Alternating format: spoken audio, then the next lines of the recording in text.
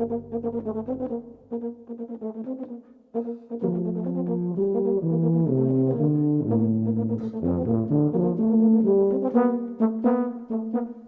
to the Brass Junkies, a podcast from the Pedal Note Media Podcast Network featuring interviews with the world's greatest brass players by two thoroughly average ones, Lance LaDuke and myself, Andrew Hitz. Today's episode features our former Boston brass colleague, horn player Chris Castellanos. Chris talks about how Lance and I are by far the two best musicians he has ever had the privilege of performing with. Actually, I just made that up. But he does talk about life on the road with Boston Brass, performing Phantom of the Opera in Las Vegas over 1,000 times, and about the quintet he started in high school that is still going strong. He tells us all about it next.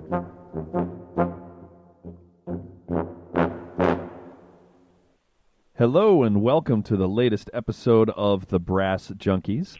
I am one of your hosts, Andrew Hitz, and I am joined by my esteemed colleague, Lance LaDuke. How are you doing this morning, Lance? I'm great. Really great. Okay. Yeah, the pre-episode chat he didn't sound that great, but now I guess he's great. As soon as that recording machine comes on, he's I'm like a machine. Hit the button and off we go. So, right away, wanted to thank our producer, Austin Boyer. Lance, Austin couldn't make it today. Do you know where he is? I do, actually. He, it used to be Austin and Buddy, and Right. There was like this, they had a Romulus and Remus kind of relationship. They were raised by wolves in Mesopotamia. And then it went less Romulus and Remus and more Cain and Abel. I'll just sort of leave it at that. Oh, I'm going to have to Google all those names. All right, that's fantastic. You're welcome. Yeah, that was as entertaining as I expected it to be. So I did want to mention that if you're enjoying the show, if you could go to iTunes and give us a rating there and or leave a 1 or 2 sentence review. It would help other people find our podcast. A bunch of you have already done that, so thank you very much. But we are just happy that you are listening.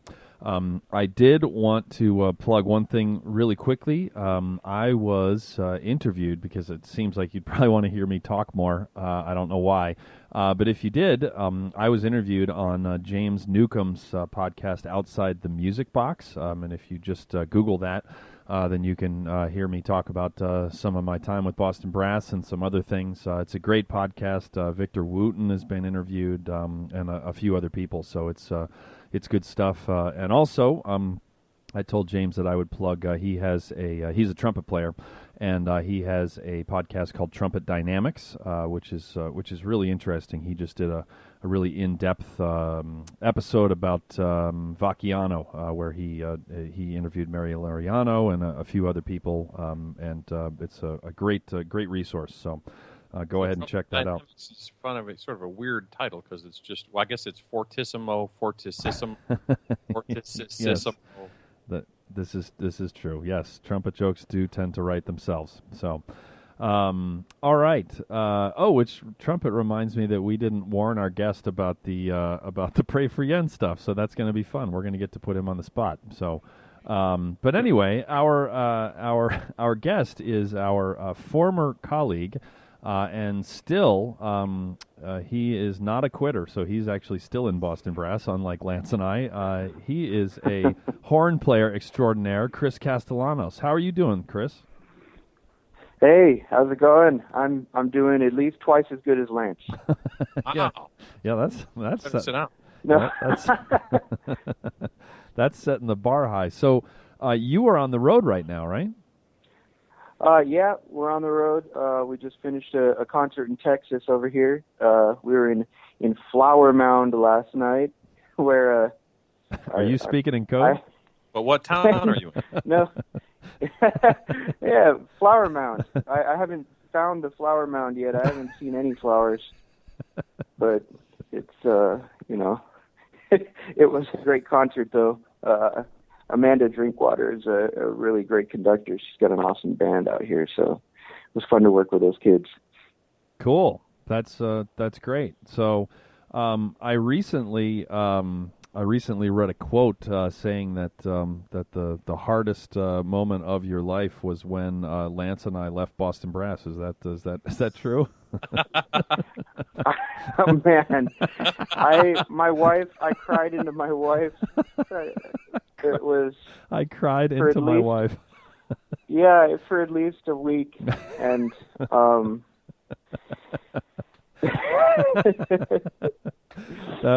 website I got that on was imaginarybrassquotes.com. So, yeah, good stuff. So, Lance, where do we start with this knucklehead? What do we ask him about?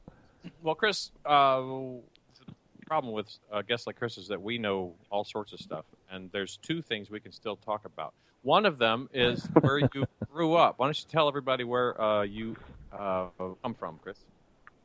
Yeah, I grew up in Las Vegas, Nevada, and it's just a real unique place to kind of grow up, especially for a young musician. There's always a lot going on over there, and a lot to stay out of. So that's how I ended up joining band. Basically, my mom made me join band.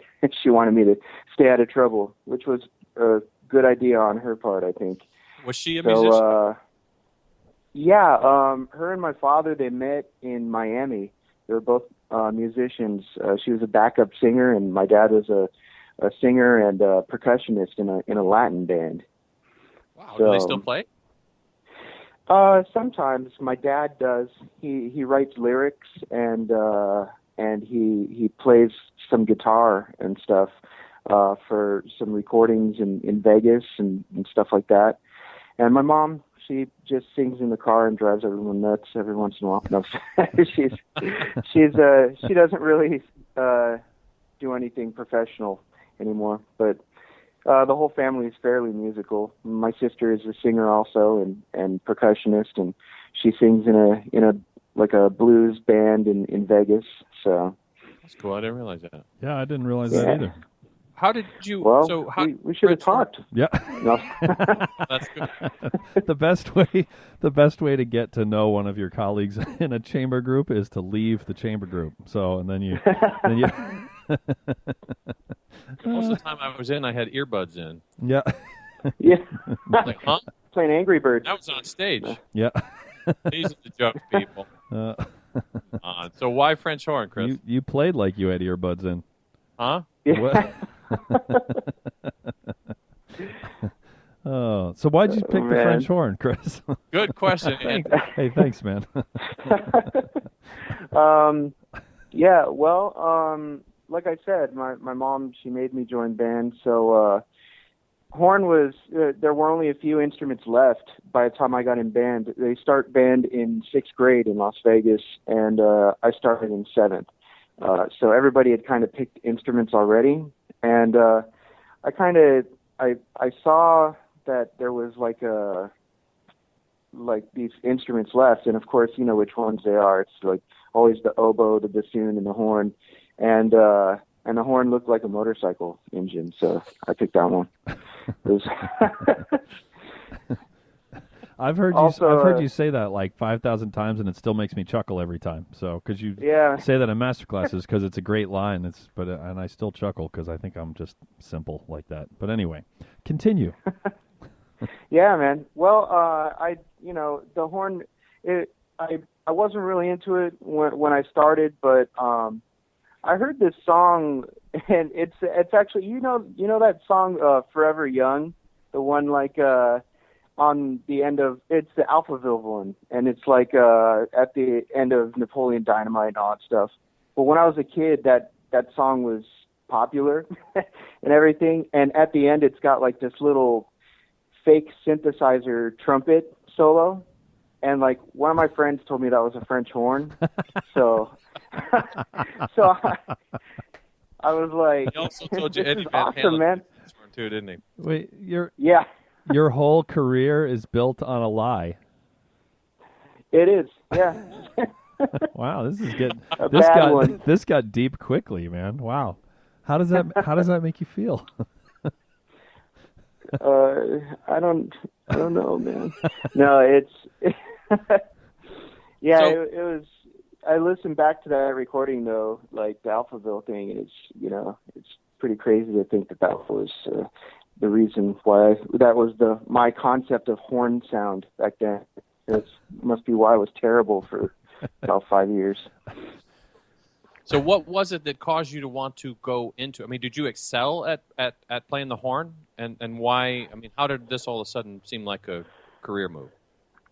Well, I didn't excel right away. I mean, I was kind of the last chair kid for until my sophomore year in high school, and then that year, my mom decided to get me a horn for Christmas, like a used French horn, and man, I was so embarrassed at school, like taking it to school because I was the worst one in class, and I had my own horn now, so I had to get better in my mind, so I wasn't embarrassed to play it, and that was kind of like the trigger that started everything.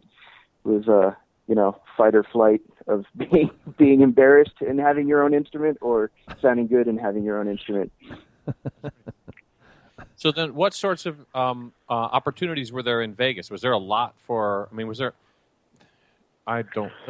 Duh. So my perception is that that's a town that's associated with live music, probably not as much as it was. But were there opportunities for younger players to break in to the scene? Yeah, a little bit. Like you said, I mean, Vegas was nothing like it was in the heyday of Vegas, you know what I mean? And it's like in the 60s and 70s and some of the 80s, it was, there was full-time bands in every single casino. And then relief bands that would go around and play the night that the full-time bands were off. So, I mean, it was crazy. And then in the 80s, when all the canned music started coming to presence and all that stuff, a lot of that died out. So by the time I was 17 or 18 and started playing around the Strip, there wasn't quite as much stuff to do, but there still was stuff to do. And I had a great horn teacher. My first horn teacher was Ed Jackson, who was a band director at a middle school at the time, and he was a freelance horn player who was playing shows like the Follies, and he was playing shows like Hollywood and stuff like that, which were great shows in Vegas at the time. And so he was my first horn teacher, and then I had another horn teacher who they all played basically on the Strip, So I kind of had an in that way. Gotcha. And so my first professional gig was when I was 17, playing in Tony Bennett's band. That's not so bad. I mean, what's the median age in the band at that point? Maybe it's like 55, 60. So what's that like? Go into your first rehearsal with these folks who are Jeff Connor's age. It was. Wait, who? Yeah, man. It was pretty nerve-wracking for me sitting with my teachers, and I just was basically trying to be invisible. I wanted people not to notice that I was sitting around there on those first gigs.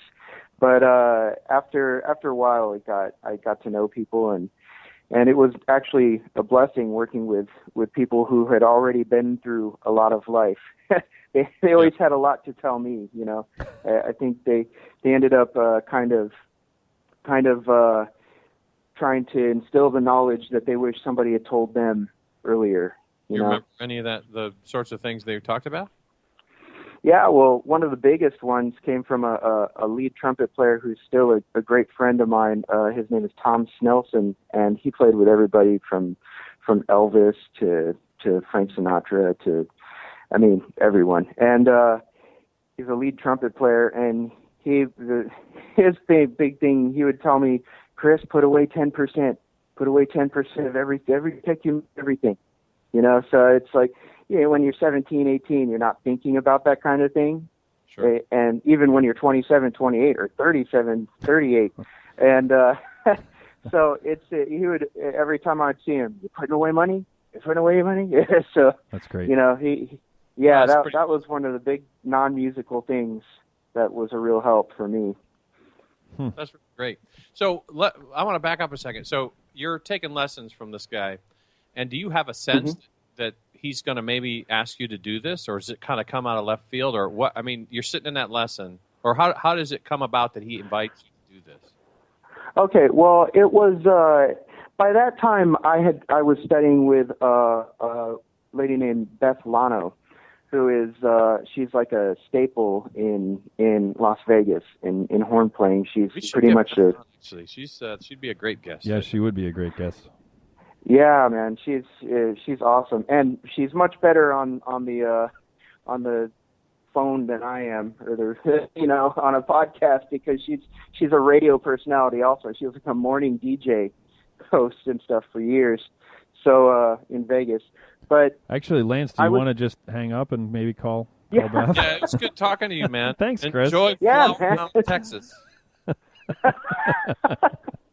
All right, we'll give you a second chance to up your game. How's that? Because we're, Okay, from here on. Here, I'm gonna do some push-ups.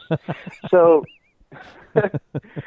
no, I was studying with her at this point, and she was, she's amazing. And it was when I was studying with her that I got the chance to start freelancing. And what she liked about me was that, I got my concept of sound from her, basically. So it's like whenever we would play duets or play together, we had like a real good meld in sound going.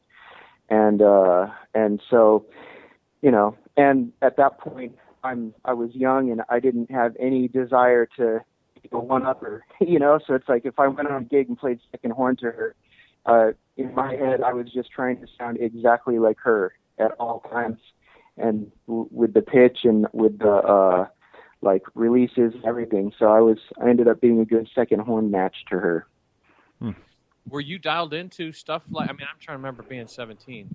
Were you dialed into, how did you know that matching like that was going to be the thing that kept you alive? It's not a question, but did she give you any guidance, or what was how did your survival instinct kick in? Basically, playing with her and playing with older people all the time. I played in a quintet, brass quintet that was made up of all Las Vegas professionals when I was around the same age, and it was just basically a reading quintet. We'd play maybe a concert or two a year, but we rehearsed every weekend, and it was, for them, it was just like fun to tell jokes and read through music and stuff. But for me, it was, playing with these professionals who have played with everybody, and so I was getting crazy good ensemble training and stuff just from going to weekend rehearsals. And not only that, if you show up late or forget your music in a group with, 4 other crusty old 60-year-old dudes and you're 17, you're going to get some crap, So yeah, I made that mistake once. It was bad news. That's probably the best advice that I could give to any young musicians, is to play with people who are better than you. Oh yeah. Yeah, you just learn so much. That actually reminds me of. Can you tell us a little bit about the Orange Chicken Brass Quintet? Oh yeah. Yeah, man. Orange Chicken. Yeah. So when I was in, we got him excited, man. He's like, Orange Chicken. Now he's hungry. Hey, man. When you talk about food, I perk up. Yeah. So, especially terrible food. Yeah. No, so I was in a brass quintet when I was in high school. By my junior year and senior year, I had gotten pretty good. Like, it was like a 1-year difference that, like, I went from last chair to pretty much first in the state, and it was because I was playing 8 hours a day, going nuts, and basically we put together this brass quintet at school, and it was huge. It was like one of my first experiences with chamber music. This was before I started playing with those guys in that quintet when I was about 18. When I was 16, we started this quintet, and we would rehearse during lunch. You know, we'd find any excuse to rehearse, and the reason it's called Orange Chicken Quintet is because there was a Panda Express right next to the school, so we'd run over, go get some orange chicken or whatever it is, and then, of course, blow that into our horns for the next hour. Every band director just cringed. Yeah. Oh, man. Yeah, it was pretty bad. But we got a lot of playing in, and then we would beg our band director, can we play before the concert? Can we play in the lobby? Can we play while the bands are changing and all that stuff? And we would find time to play all the time. So even at we'd go to the shopping malls and stuff like that, and we would set up. We didn't realize that you're supposed to ask people if you can play in the mall first before you show. We would just show up and start playing and get kicked out. But anyway, it was fun. But that quintet it became a point of pride for us in high school. Like, everybody wanted to be in the Orange Chicken Brass Quintet. And by the time I left, about 10 years later, I came back to the school to do a master class for everybody, and I asked the kids, does anybody play in an ensemble? And some kids raised their hand, yes. So what do you play in? Brass Quintet. Oh, cool. Does your brass quintet have a name? Yeah, Orange Chicken Brass Quintet. It's like, they're still going, and they're going strong, and you have to audition and get initiated by eating a big thing of orange chicken and drinking the orange chicken juice. Orange chicken juice. I don't think that was a Panda Express, man. Did any of the other guys that you were in the original Orange Chicken Quintet go on to be professional musicians? Some of them. One of the trumpet players plays in Las Vegas Philharmonic, and other than that, I don't think so. But from that band, some people did. I mean, there's a flute player named Marcia, and she plays in the Baltimore Symphony. She's second flute. You ever play with her, Andrew? I did a gig, did a week with them back in October, but as a sub, I didn't go over and introduce myself to all of the woodwinds. So you just kind of put your head down and. You got to up your social game, man. Yeah. Yeah, that's what every orchestra is looking for in a sub, is just for the tuba guy for the week to go and shake every violist's hand. Like, oh, talk to me, tell me about you. Yeah. Hi, Hi, yeah. My name's Andrew. I'm really excited to be here. Can you help me carry my case? Yeah. Do you have a pencil? Mine's broken. Well, if I play with them again, then I will go. I guess I should ask, are you and Marcia on good terms, or should I avoid the subject of Chris Castellanos? He's set me up, man.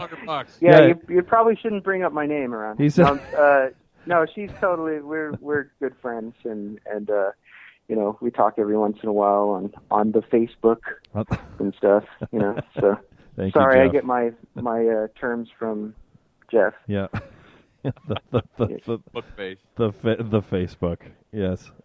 Is actually, that's a good question. Is Jeff any less old? No.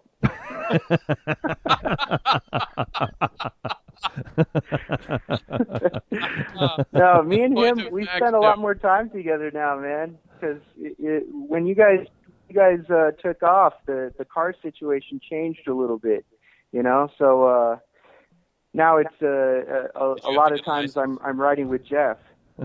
Because the other guys are coming from Miami. The other guys are flying together all the time, so they're renting cars together, and then it's me and Jeff all the time. So I'm getting a whole new perspective on things. So you spend your days just keep making sure he stays awake. Yeah.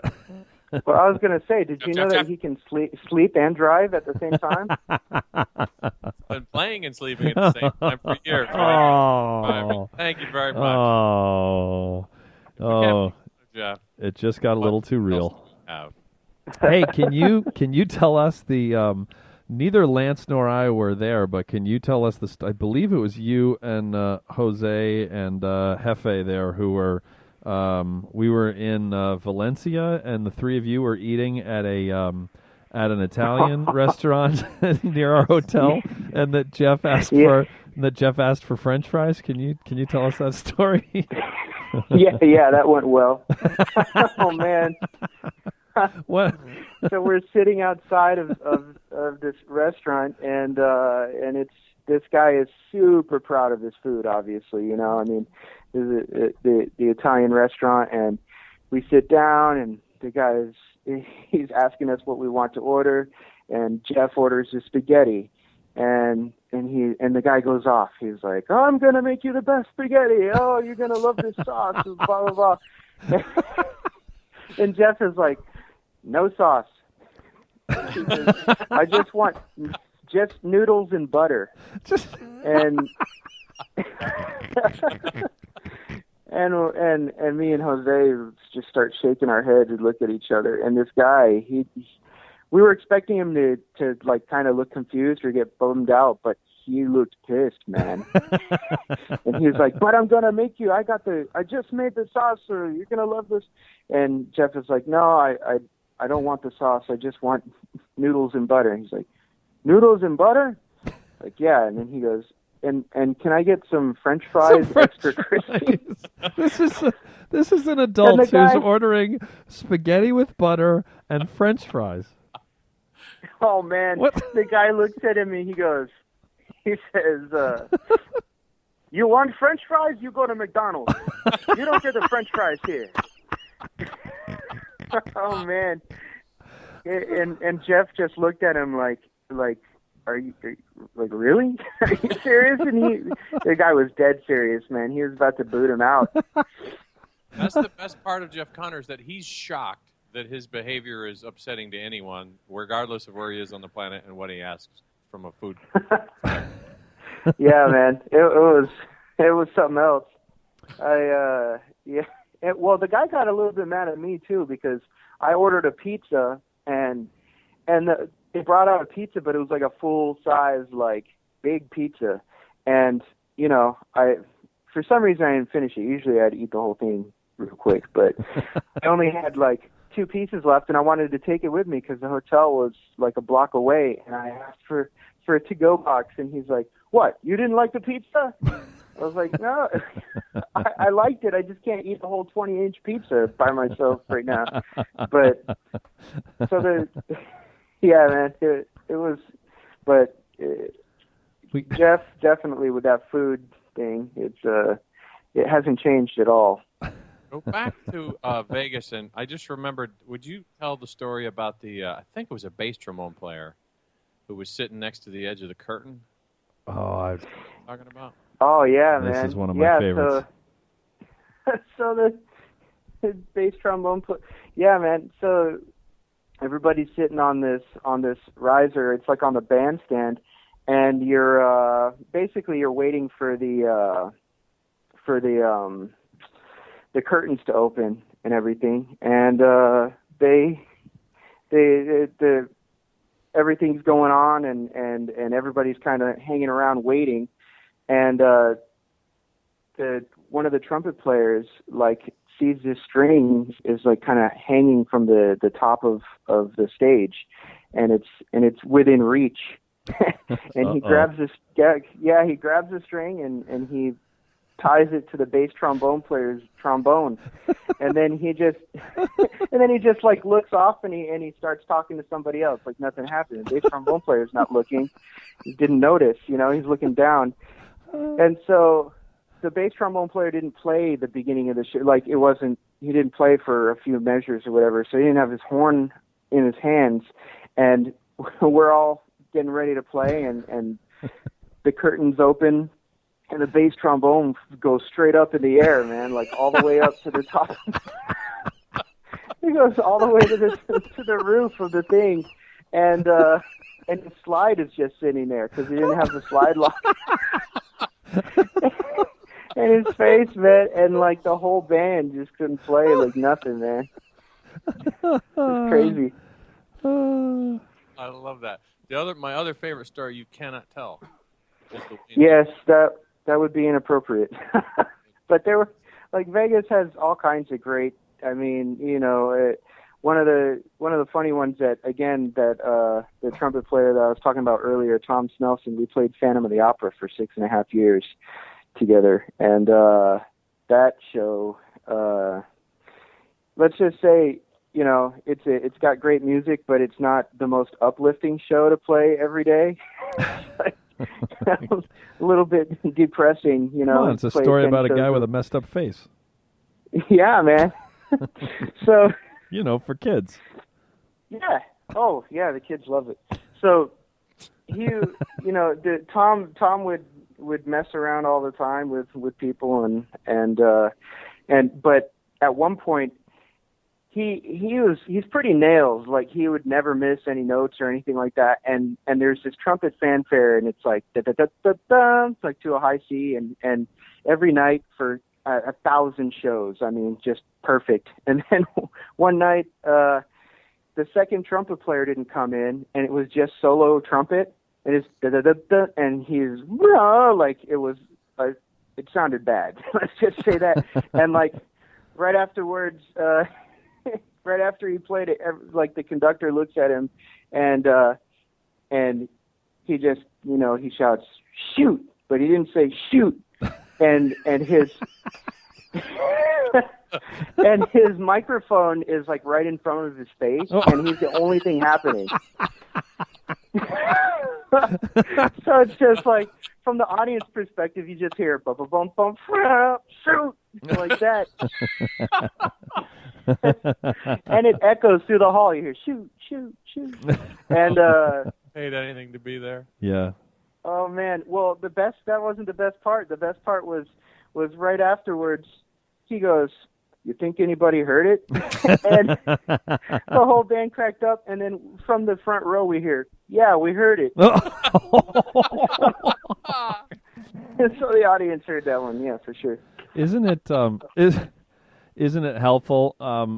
Isn't that a helpful thing that conductors do, when you can nail a lick 1,000 times in a row perfectly, and then you miss it once, and then they look at you? I know, man, and that was so the epitome. I mean, it's like you do a long running show like that where you're going to play 3,000 Phantom of the Operas, and eventually something's going to happen. And I'm not even exaggerating when I say like 1,000 of them in a row were perfect. And it's, yeah, you're exactly right, man. He got the glare for 1 out of 1,000. So how many of those did you do? I did 1,700. So, but that's a lot of Phantoms. But well, what's the challenge at that point? I mean, let's say you're keeping your sanity in, what's the the first 100? I'm guessing that's a different challenge than the next 1,600. Yeah, well, I'm really glad that I've had the opportunity to do that kind of thing, because there's nothing like there's no exercise in concentration like playing repetitive shows like that. I mean, it's when you play something that many times, your head is sometimes anywhere but where you're at, and so you have to play games. I mean, for me, I'm playing games in my head. It's like I'm saying tonight is being recorded, or whatever it is, to make it so that I can keep my concentration level up. I'm usually pretty good at keeping a concentration level going, or getting into a zone when I play, but when you play a show that many times, I mean, there were times, I'll admit, that sometimes I have to lean over to the second horn player and just be like, did I play the last solo? It's like, did I play? I don't remember. So, half the people didn't have their music up anymore. It was magazines in front of them or whatever it is. And did you memorize the show after a while? I mean, of course. Yeah, I had the show. Did you use the music every time? Not really. I mean, sometimes you would go three acts or something like that, and not even turn the pages over. So it's, but And sometimes, I mean, I would do games all the time. Even sometimes I would say, I'm going to play this whole show on a single F horn. I play the whole show on B flat horn. So it's like, just setting up challenges for yourself. But it's those kind of things that are going to, in a long running show, you have to remember that for you, it's the 700th time, but for the audience who paid, $100 a ticket, it's their first time, and they deserve to have a great show from everybody. So. And how many horn players on that show? There were 3 horns on that show, and I was playing. Did that help at all, or you always stayed on the same book? We switched every once in a while. Like the first 800 shows, I played first horn, and then after that, I started switching with the third horn player, and mostly because it wasn't really fair to them for me to I'd be in and out all the time, so they had to kind of keep up the first horn book. Oh, I see. So, it'd be a drag for them if I was home for 3 weeks and all of a sudden it's like, okay, you're playing first horn. And so, especially if it's a sub or something. I mean, we had in Vegas, there's a lot of things to do, but there's a small pool of people doing it. I see. So, there's maybe 8 horn players who are really, really good, solid horn players. And then, but if the symphony's playing and there's like maybe the Grammys are in town and the shows are playing, then it's like you start having people who are not as experienced in those positions, and they need to, So that's why really busy horn players. What about on the other brass instruments? How many of the others would you say there are in town that are working full time? Well, right now, I mean, it always depends on. I mean, Vegas is so rotating all the time. Like, shows will come in and they'll last for a year, 6 months, 8 years, 5 years, or whatever it is. So, I mean, it's like at one point, like 4 years ago, or when Phantom was still going, we had Phantom, we had Lion King, which had 3 horns on it. We had the Producers, which had a horn. Spamalot had a horn.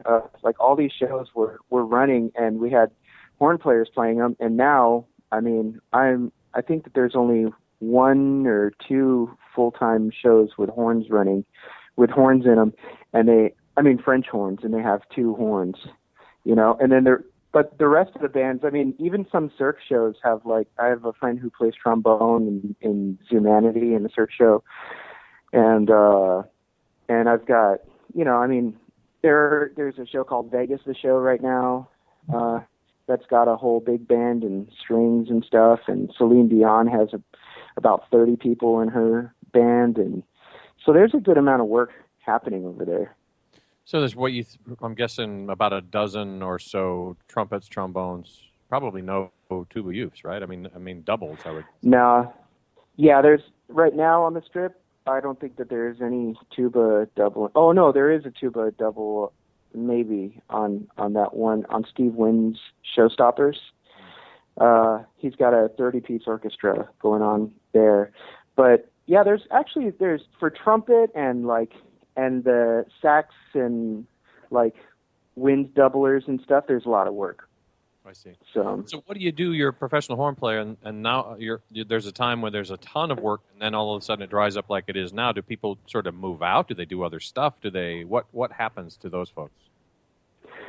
Some people move out. Yeah, I mean, it's there when there were a lot of horn players going on playing in town.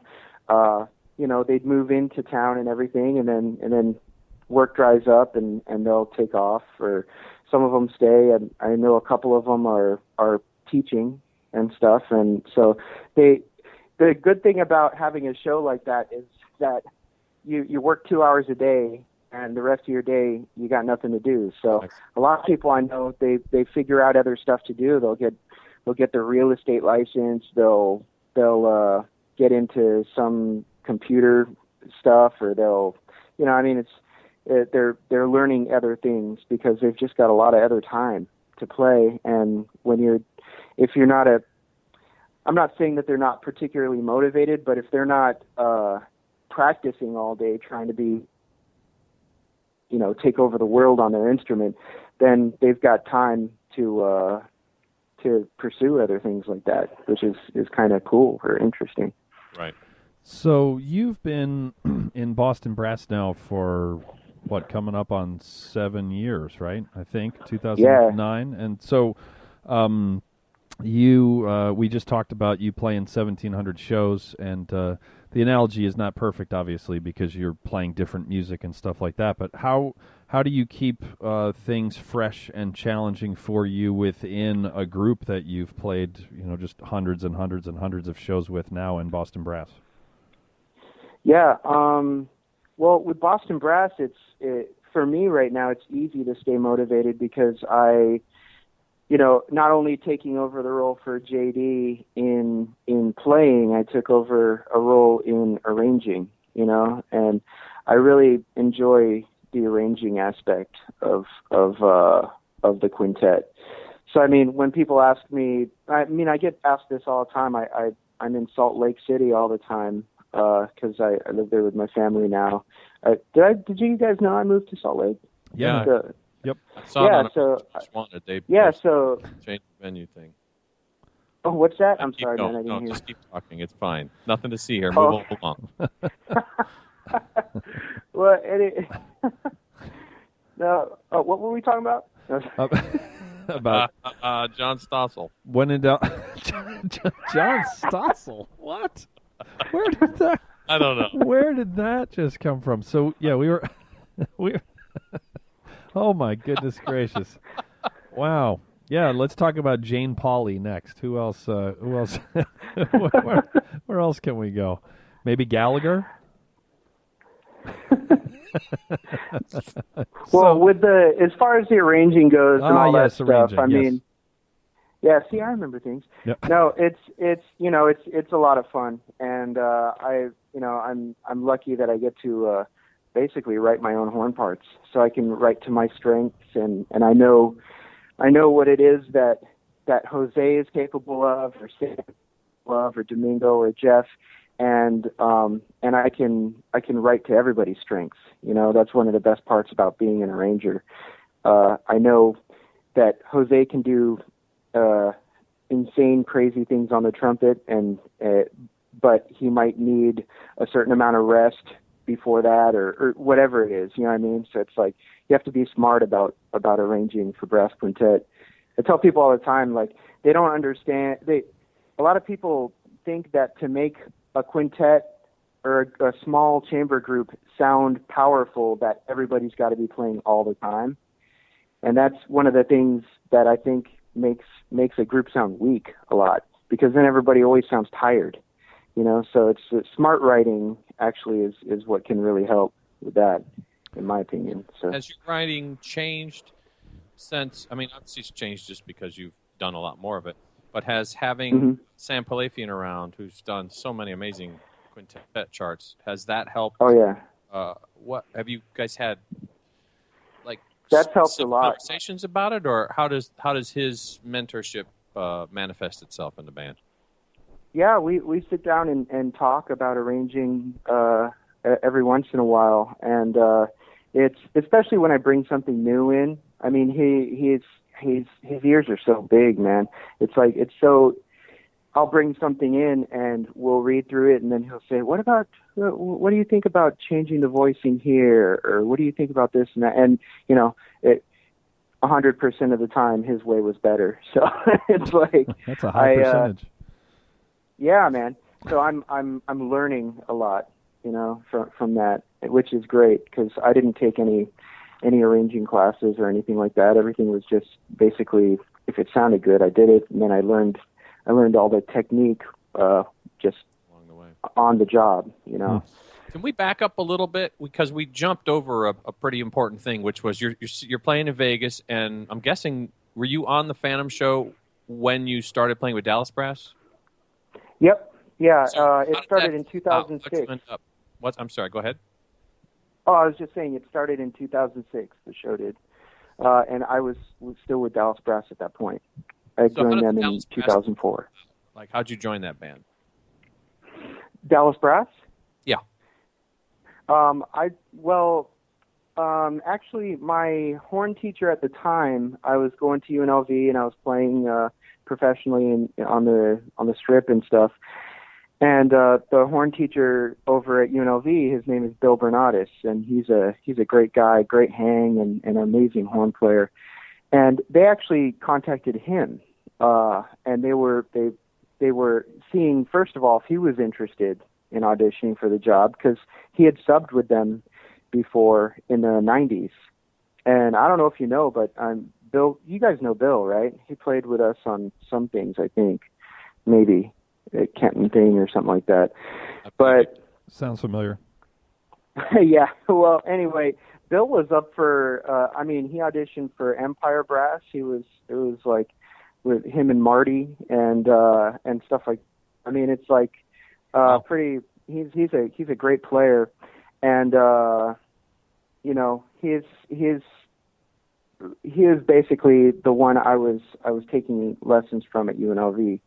So when Dallas Brass contacted him, he said, "Well, I got this horn player who you guys should hear." And the reason why I won the Dallas Brass job is because of all the different music that I'd been playing in Vegas.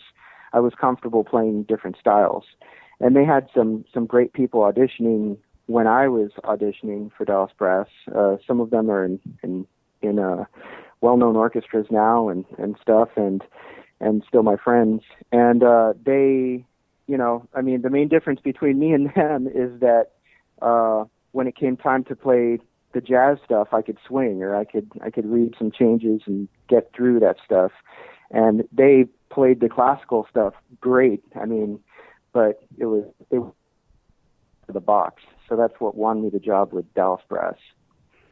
That's pretty amazing. That's a very pervasive thing. I'm teaching university kids now, and I don't know if it's a reluctance necessarily, but I don't think they get how important the ability to play in different styles. I don't think it's even on their radar, and it's so foreign from what you just said and from what you experienced and what I've experienced. Andrew, the same thing. It's just it's kind of shocking to me that so many of them are so willingly ignorant about the importance of it. I think they just think if we get their efforts down, then manna will fall from heaven. So well, how long did you do go ahead. Oh, no, I was just going to say, you hit it, man. Like, you said exactly it. It's like a willing ignorance, and it's, for me, I don't get it either. I think sometimes horn players in particular have a hard time diving into different styles because we work so hard just to sound good on classical music or on stuff that we're supposed to play. And so we don't want to sound bad, and if you're diving into any new style, you're going to sound bad for a little while, so they just don't even want to entertain that route. It's just so important to be able to play different styles, and Sam Palafian is who really got me down that road. I was 14 years old studying at Tanglewood in the Empire Brass Seminar, and he handed me a CD of him playing with the New York Trumpet Ensemble, and he told me, he said, track 10 is like a tuba solo at the beginning of the track. He said, learn it. And I said, cool, what, do you have music? And he said, learn it. And then I said, well, what key is it in? And he said, learn it. And I was like, all right, old man, I'll learn it. So I just learned it. And there was a bunch of bends and a bunch of, like half valve stuff and a bunch of that kind of stuff. And he didn't tell me how to do any of it. He just made me kind of go into the laboratory and then just figure it out. And I finally came back to him. He gave me a week, and I went back to him a week later and played it for him. And he said, good. And he said, keep going. So, it's so important. Well, when I was with Dallas Brass, at the time, the horn player was playing Mozart, like horn concerto, like a last movement of a Mozart for the horn feature. And when I got in, like one of the things I had picked up like the Dallas Brass CDs and all this stuff, and I kind of was studying up on the group, and I heard Alex Houchin play like the Hungarian Dance 5, and I knew that they weren't doing that anymore. and I didn't have the music for it, but I figured they would. So I learned it off the track there, and when I went in and auditioned, he was like, well, we want you to come out on the road and all this stuff, and we're doing Mozart for the horn thing. And I was like, well, why don't can we do the Hungarian 5 off the DB2 album? I mean, seems like that would be great for the show. And then we worked out some little things where I would kind of go out into the audience, and the audience loved it and all this stuff. So I mean, it was he liked the fact that I was willing to maybe do some different things and play to the audience a little bit also, which I think some of the other horn players were having a hard time with also, So I mean, it's like you said, and just that staying outside of the box and being not being afraid to be a little bit different, You kind of glossed over a really important thing that you did, and I think you just sort of took it for granted, but you did a bunch of homework about that band before you thought about playing with them, and you knew what they had done, you knew the history of them, you knew the style that they played, you knew all of that stuff. So you hit the ground running with them, and that's another, I feel like old man on the mountain here, but if there's students listening, you can play the list that they give you, or you can play the expected stuff, or you can do what Chris did and like go the extra mile and figure out where has this band been, what have they done, what other things, what got them to where they. It actually reminds me of I remember watching a Billy Joel concert on TV one time, and or I don't know, I went to a couple, so it could have been at this concert. But those are words I've never said. Well, strokes. So I'm watching this thing, and they're talking about this bass player, and he's a young guy. I don't know how old he was, but they said this is whatever his name was, Joe Schmo. He's our new bass player. We needed a bass player. And so this guy came in to do an audition, and he said, well, what they asked the bass player, well, what tunes do you know? They said, learn some of the Billy Joel tunes. And so he comes in, they said, well, what tunes do you know? He said, I know all of them. And this cat sat down and learned every Billy Joel. He learned the bass line to every Billy Joel tune. That's awesome. So he just hit the ground running. He just knew, well, that's what's required, or that's a thing that's going to set me apart from these other people. I'm going to pick Just the Way You Are and Big Shot, and then hope that they pick those two tunes, or I could just learn it all. How much harder is that going to be? But then what does that say about you as a somebody you want to work with? That's it. Oh man, that's exactly it right there.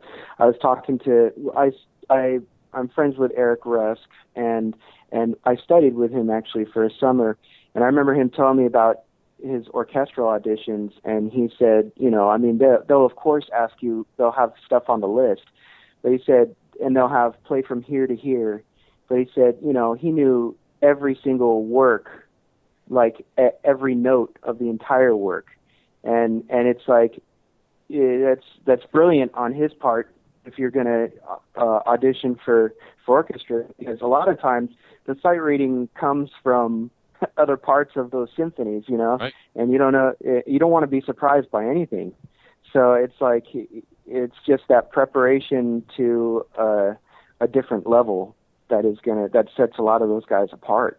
That's it. It's funny, many years ago, gosh, this was probably around 1996, 97, I crashed a horn master class that he gave to his studio at Boston University, and there was time at the end, and so he had me come up and play, and I played Fountains, and he then asked me about the context within the piece, and I was not able to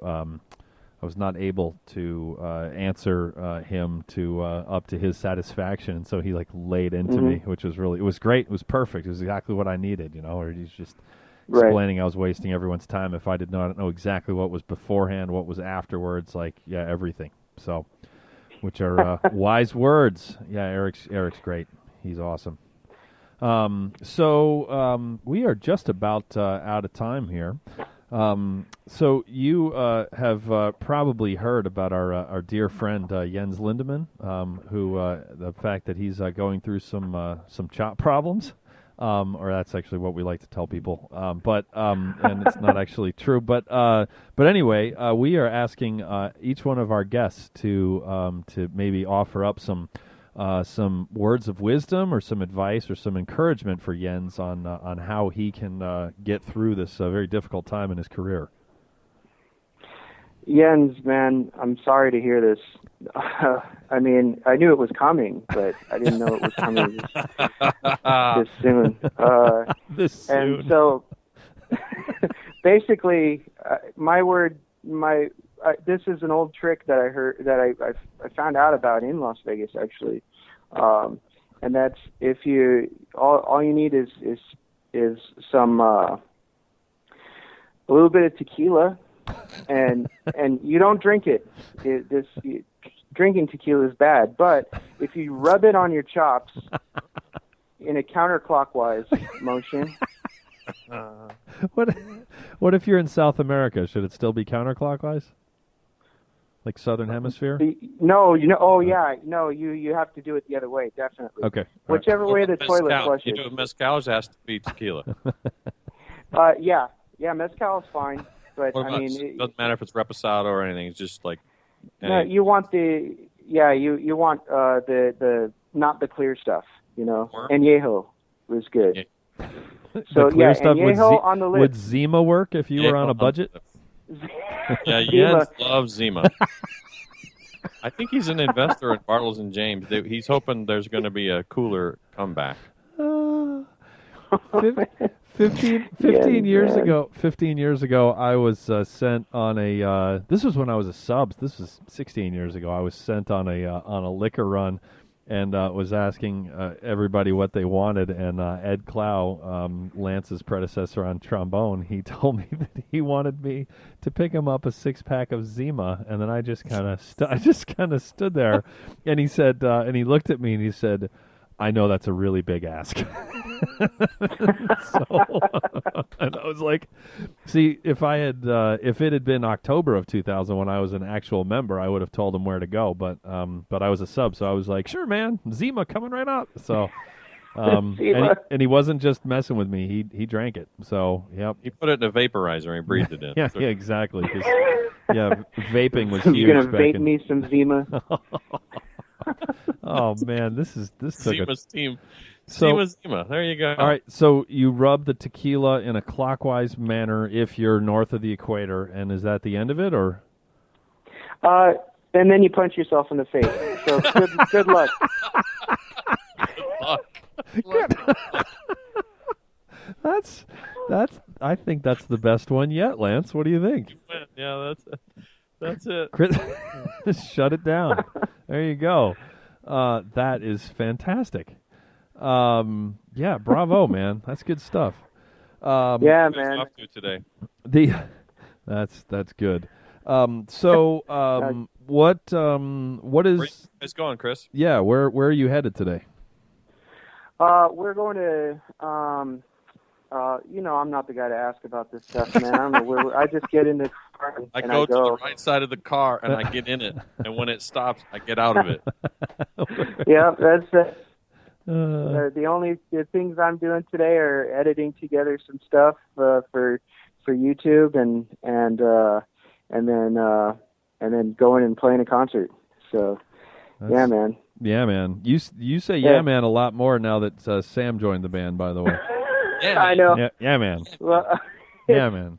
You have to keep it going. Yeah. Actually, it's like a different language in the group now, for sure. Yeah. You should hear Jose say, "Yeah, man." Hey, does Jose still go around telling people that you can't pronounce your own last name? Yeah. That was one of my. That's one of my favorite. That. That's one of my favorite Jose bits. I want to hear Jeff Connor say yeah. That's the worst. Yes. Yeah. The cringeworthy yeah, man. Yeah. Yeah, man.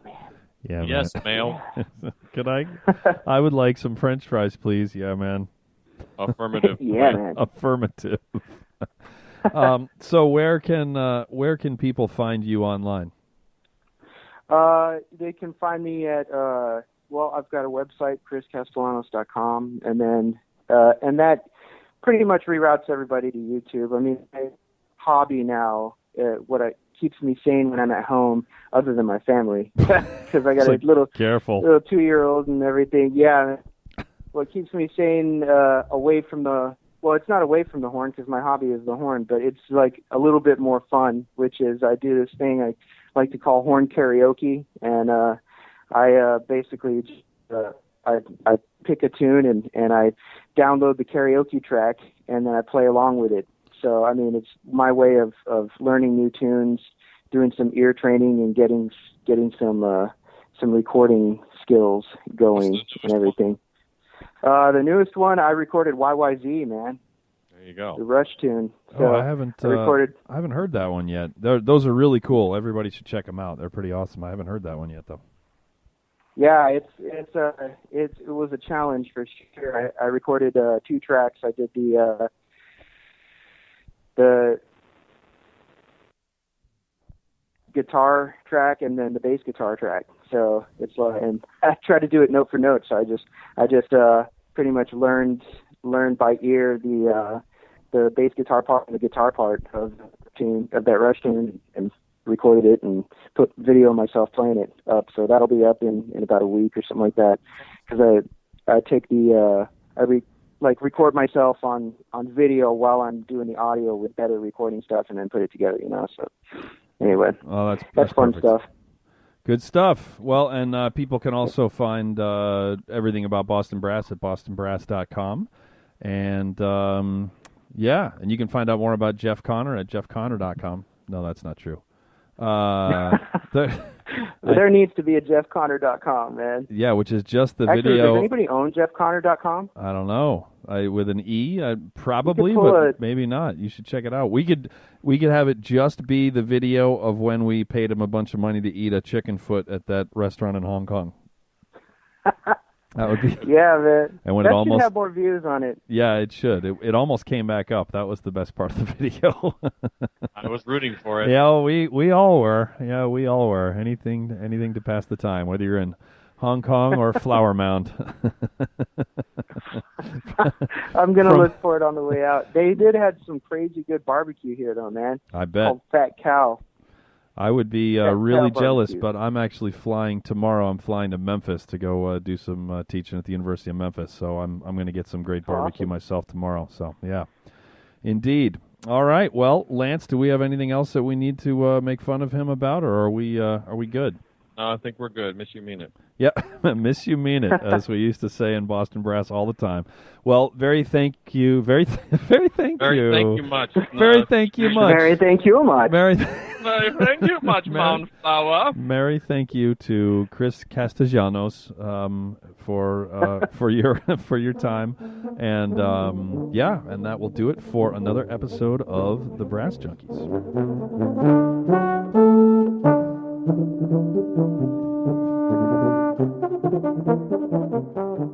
You've been listening to The Brass Junkies on the Pedal Note Media Podcast Network.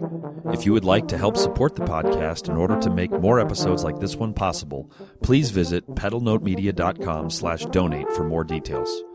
Also, be sure to check out our latest recording, The Brass Recording Project, at brassrecordingproject.com. The Brass Junkies is produced by Austin Boyer and Buddy Deschler of the Fredericksburg Brass Institute. Executive producers are Andrew Hitz and Lance LaDuke. This has been a presentation of the Pedal Note Media Podcast Network.